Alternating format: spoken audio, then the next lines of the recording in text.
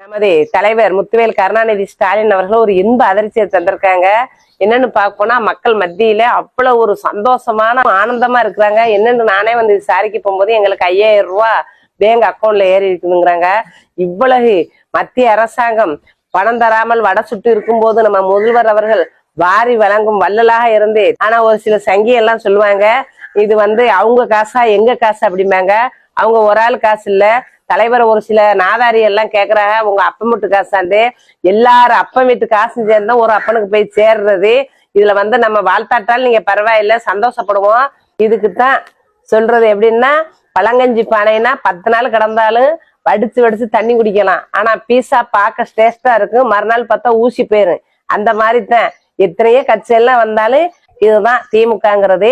ஆனா நம்ம தலைவர் வந்து கலைஞர் ஆட்சி, இது ஸ்டாலின் ஆட்சின்னு கூட சொல்லல, திராவிட மாடல் ஆட்சிங்கிறாரு. ஏன்னா மற்ற மாநிலத்துக்கெல்லாம் உதாரணமா இருக்கக்கூடியதான் நம்மளுடைய திராவிட மாடலுங்கிறது. இதோட சில சங்கிகளுக்கெல்லாம் பிடிக்கல. ஏன் திராவிட மாடலுங்கிறேன், குஜராத் மாடலுக்கு திராவிட மாடல் பெஸ்ட். 234 தொகுதியும் நாம தான்